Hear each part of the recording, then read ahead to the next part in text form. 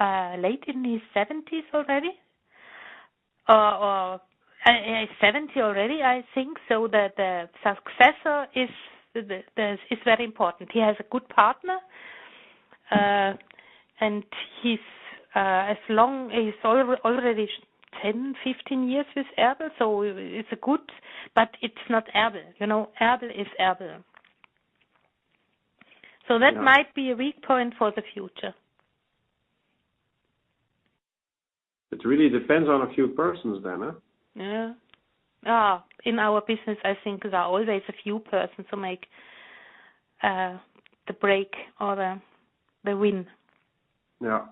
And what do you think of the new CEO at Rieter? Mr. Klapper? Yeah. For me, it was very difficult to work with him. Okay. I love textile, and he's a number cruncher. Yeah. But he changed Rieter a lot. So when it showed positive results, so it seems to be a good solution for Rieter. Well, it's maybe in the short term, but he's not there yet. Huh? Yeah. Let's see.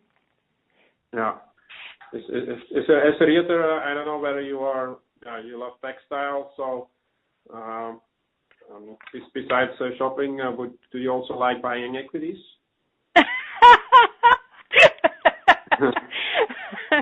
Yeah, but as I said, I'm a little bit limited. My knowledge is limited to the textile industry. I studied spinning. I worked in spinning. I had only 2 years when I did my after diploma in economics. I worked for public transport. Yeah. All the rest of my life I was in the textile industry, so I'm very limited. Yeah, but Rieter doesn't. Yeah, what I learned from this call is Rieter is a top quality manufacturer of ring spinning machines. Is very strong in compact. It's a full solution provider, but overall the market is not growing because productivity improves in line with the consumption of fibers globally. There is an attractive aftermarket potential of which may not be fully exploited at this point in time, so that's maybe some upside. But yeah. Perfect summary. Yeah, but I don't see the big trigger unless there is a lot to do on costs. Mm-hmm. And there is clear inefficiency in R&D. Mm-hmm. That is what I fear. Yes. Of course, there's also a lot of high cost production still. Yeah, Ingolstadt.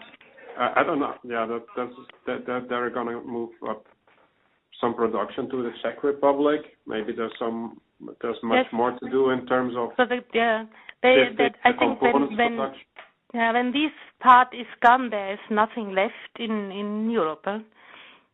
I say in high cost countries, but Czech Republic, if you are honest with each other, that is that will become also a high cost country. At the moment, they fight against that they do not have enough people, that the salaries are growing, so that is not a long-term solution. But the places in India and China, they to manufacture there needs a lot of management attention to keep the quality on a high level.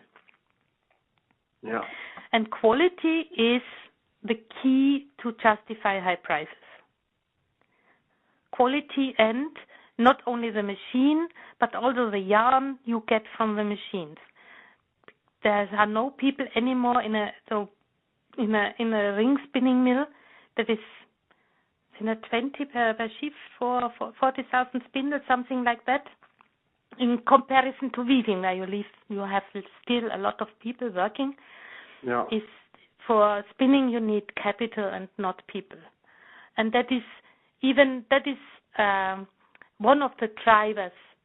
If they keep the quality and if they keep the yarn quality on a high level, then that is a driver for a business growth compared to these machines.